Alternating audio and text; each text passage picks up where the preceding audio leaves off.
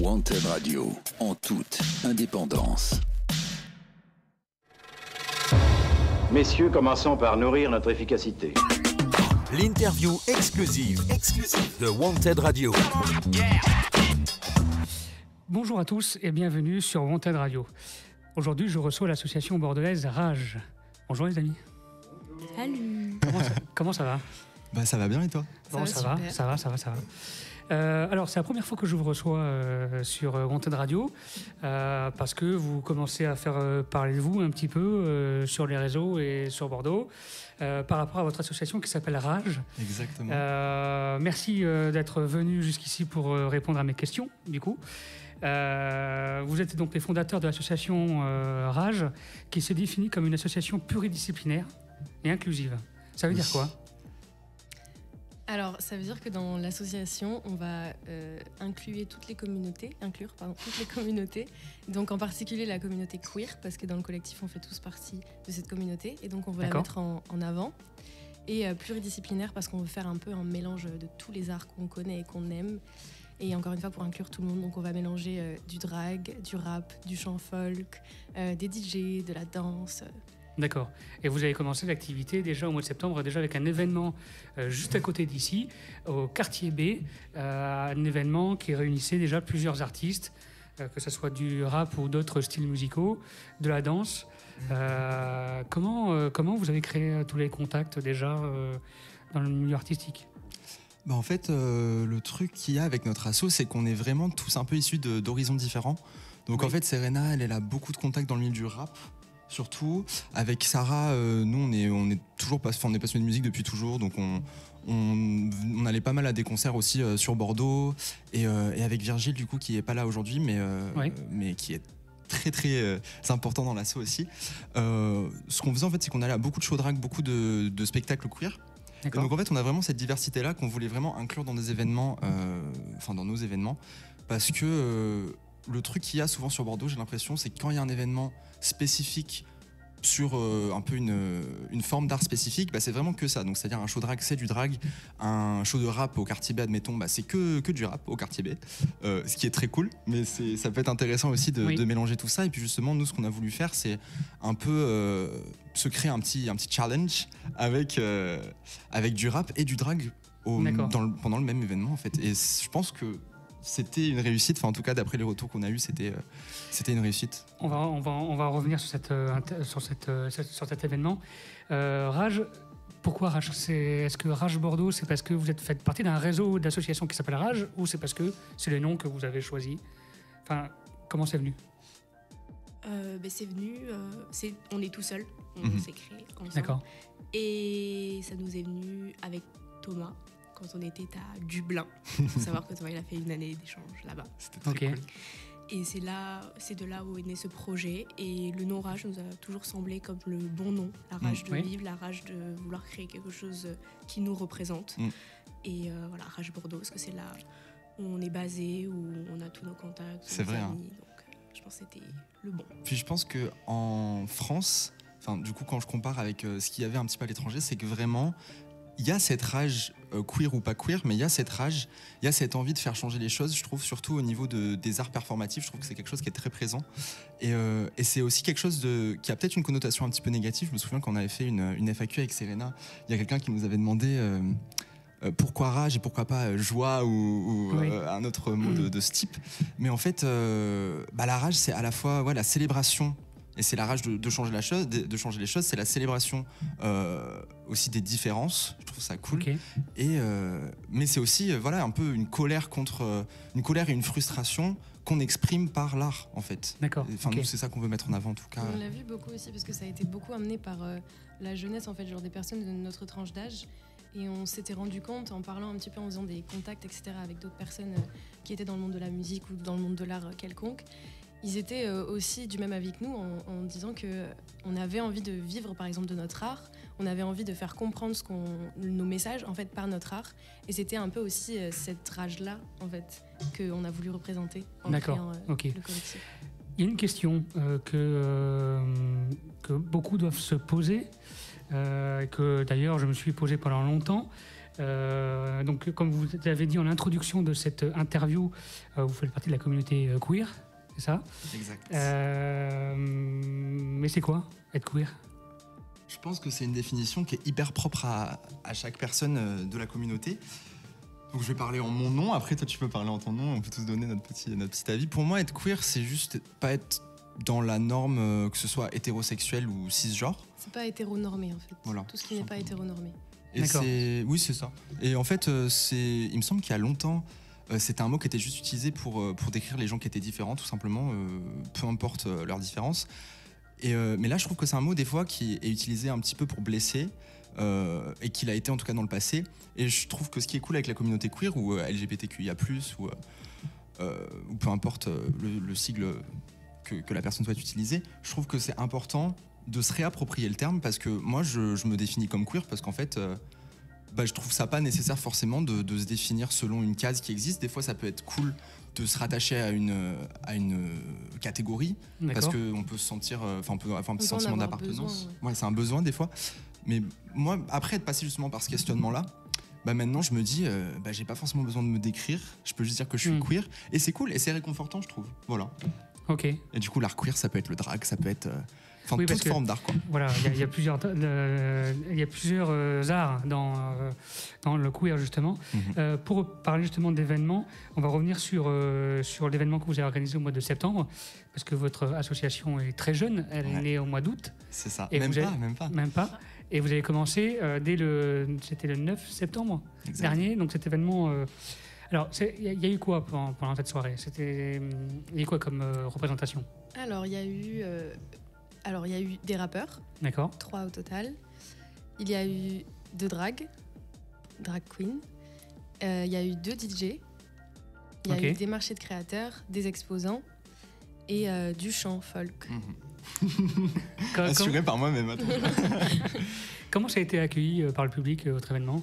Justement, Sarah, elle était pas pleinement investie dans le collectif à ce moment-là. Enfin, elle l'était, mais elle était venue à cet événement précis en tant que spectatrice. Oui. Donc je pense que tu es hyper bien placée du coup pour répondre à la question.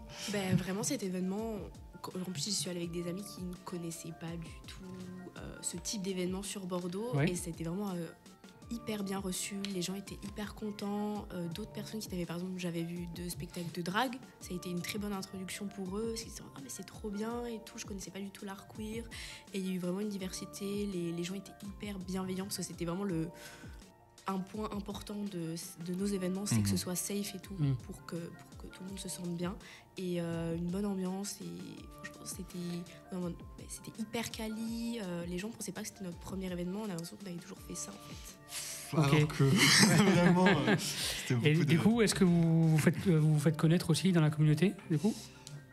Après, je pense que c'est assez difficile quand on vit la situation de prendre du recul dessus.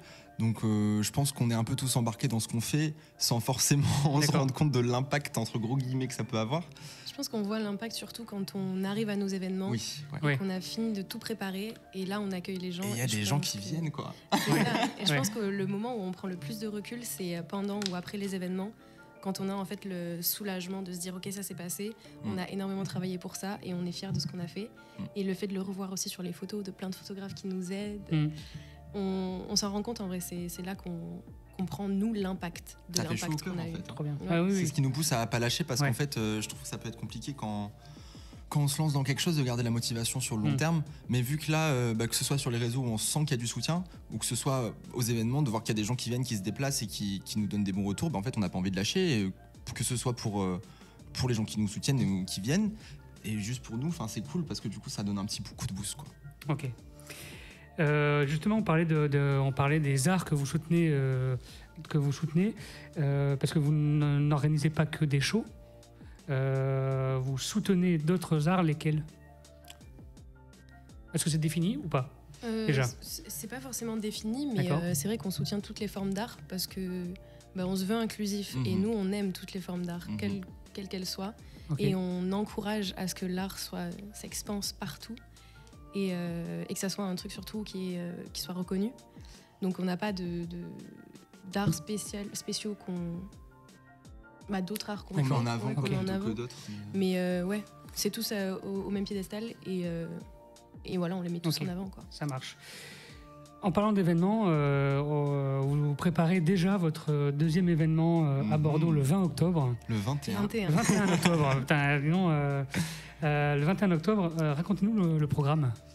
Alors, en fait, ce qu'on fait, c'est qu'on essaye de faire un événement un peu différent. On va voir ce que ça donne. Je pense que pour l'instant, c'est quelque chose qui est très, virtuel. Expérimental parce que c'est vraiment un marché de créateurs en journée sur le format 14h-18h dans une friperie, donc à Platine Vintage, qui nous accueille très chaleureusement. Ça sera où? Donc c'est 4 rue Bouquière, il me semble. Et donc en fait, c'est une friperie qui s'appelle Platine et il y a une tatoueuse qui s'appelle Carla Vabo qui est aussi qui est résidente là-bas. Et donc les deux nous accueillent très chaleureusement. Et en fait, on fait venir des tatoueurs, un tatoueur supplémentaire, des strass dentaires, des magazines, vinyles, des nail artistes, des bijoux. Et en plus, dans le sous-sol, du coup, on a des prestations. Donc drag, rap, folk, qui sont les arts qu'on met le plus en avant pour l'instant. Parce que c'est là où on a le plus de contacts, mais à l'avenir, on est hyper ouvert et on souhaiterait. Ce qui est bien, c'est que il y a quand même des artistes. Du monde du rap qui soutiennent votre projet quand même. Parce que c'est pas forcément... non mais quand on connaît le milieu du rap, c'est pas forcément... Enfin, quand on regarde, quand on écoute ce style musical, c'est pas forcément... ça ne nous saute pas aux yeux que ce soit deux univers... c'est pas forcément deux univers qui se côtoient.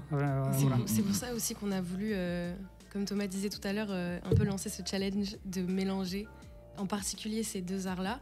Parce que c'est vrai qu'on a une idée un peu du rap, sociétalement parlant, on a une idée de la drag queen ou de la drag queer, ou du drag king. Et c'est pas forcément des choses qui, dans la société, pourraient se mélanger.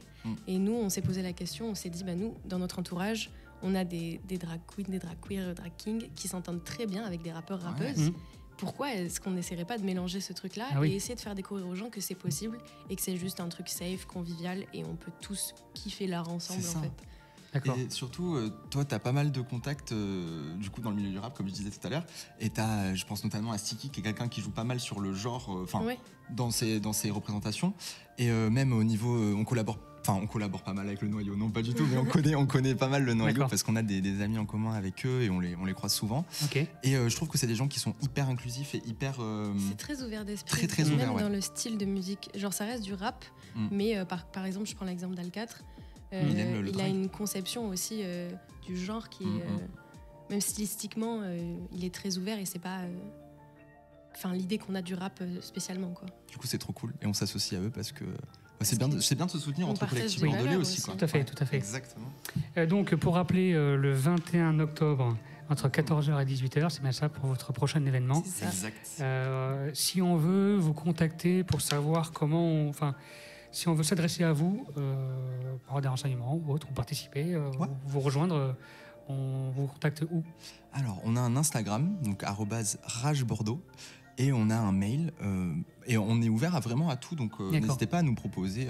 Le mail, du coup, c'est ragebdx@gmail.com. ragebdx. Et il y a Facebook aussi. Ouais, Facebook et Spotify si jamais. Et Spotify, voilà. On fait des playlists aussi. Ouais. Ok, j'ai pu découvrir ça en regardant un petit peu ce que vous faites sur les réseaux, que vous avez effectivement une playlist sur Spotify. Exact. C'est super.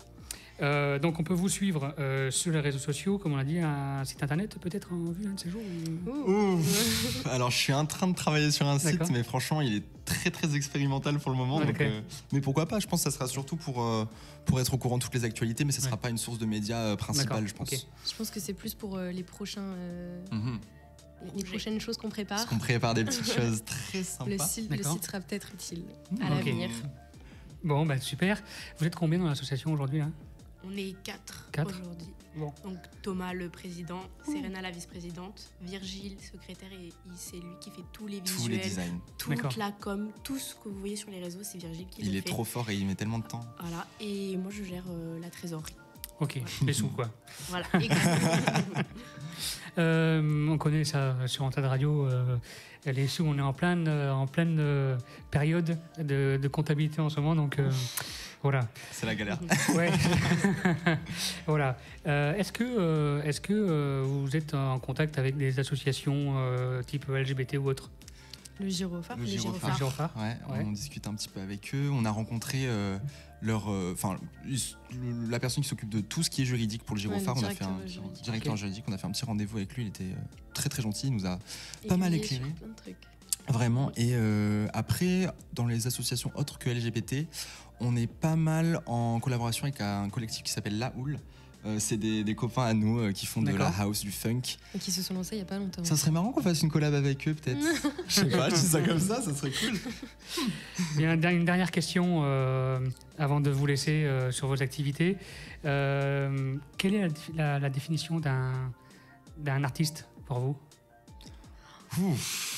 C'est dit. Question un peu difficile. En soi, l'artiste, c'est vraiment, encore une fois, très subjectif, je pense. C'est vraiment... ça peut être les poètes, ça peut être les... C'est vraiment... En fait, comment on définit l'art même? C'est ça la question. C'est complexe. C'est comment on définit l'art? Est-ce que quelqu'un qui... je sais pas, c'est pas une même façon de vivre, d'être artiste. L'art, c'est un état d'esprit, c'est les personnes créatives, on sait pas. Ok. Merci d'avoir.